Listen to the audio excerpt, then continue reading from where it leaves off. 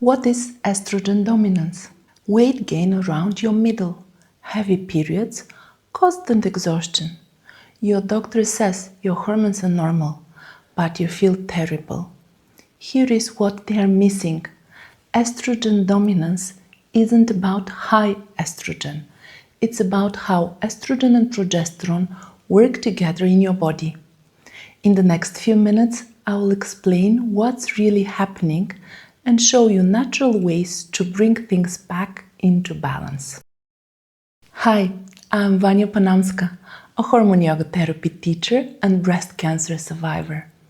After treatment pushed me into a medical menopause, I used these same practices to bring my cycle back in just 2 weeks. I've since worked with over 700 women struggling with hormone imbalance. In this video, you will learn what estrogen dominance actually means, why standard tests often miss it, and the practical steps you can take today to support your body naturally. If you're tired of feeling dismissed when you know something is wrong, stay with me. Let me clear up the confusion. Estrogen dominance doesn't mean your estrogen is too high. Research shows it's actually about progesterone resistance, when your cells stop responding properly to progesterone's calming effect. Think of progesterone as a brake on an estrogen's growth signals. When that brake fails, even normal estrogen levels can cause problems. Your blood work might show everything in range, but the ratio between these two hormones tells the real story. This happens a lot during perimenopause. Progesterone drops sharply while estrogen stays high or swings wildly. The imbalance creates the symptoms you are feeling. It's not in your head, and your body isn't broken. Your body responds exactly as it should to this hormone shift. Two things make estrogen dominance worse, and most women have no idea. First, it's your gut bacteria. There is a group of bacteria called estrobolomes that controls how much estrogen stays in your body. When these bacteria get out of balance, they produce an enzyme that reactivates estrogen your liver already processed for removal. Instead of living through your stool, it gets recycled back into your bloodstream.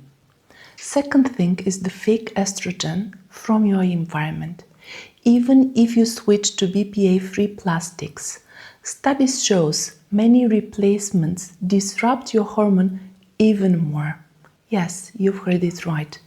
These chemicals from plastic, from pesticides, and from body products act like extra estrogen in your system. Your body can't tell the difference. Recent research found that women exposed to common chemicals in plastics and lotions have significantly lower progesterone compared to estrogen. This exposure adds up day after day. If this makes sense and you want real support getting your hormones back on track, join the waitlist for the next Hormone Yoga Therapy group program. You will find the link into the description below this video.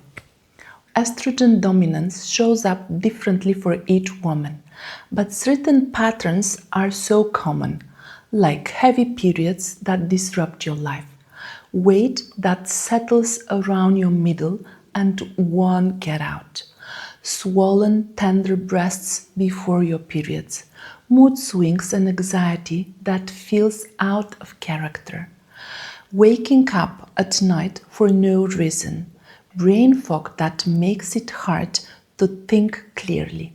Some women develop fibroids, endometriosis, or PCOS. These aren't separate issues. They are often different facets of the same hormone imbalance. And these symptoms aren't just part of being a woman. They are your body asking for attention. And here is a good news. Your body knows how to heal when you give it the right support. After my cancer treatment threw me into a medical menopause, hormone yoga therapy brought my cycle back in just 2 weeks. The research now explains exactly why this works. A study from this year measured what happened to hormone levels after 3 months of yoga practice. Progesterone increased significantly. At the same time, cortisol, your stress hormone, dropped sustainably. Remember, estrogen dominance is often about low progesterone. Yoga boosts progesterone while lowering the stress hormones that block it from working properly. The breathing techniques we use, like Bastrika breath, directly stimulates your ovaries and adrenal glands. The poses we use increases blood flow to your pelvic area.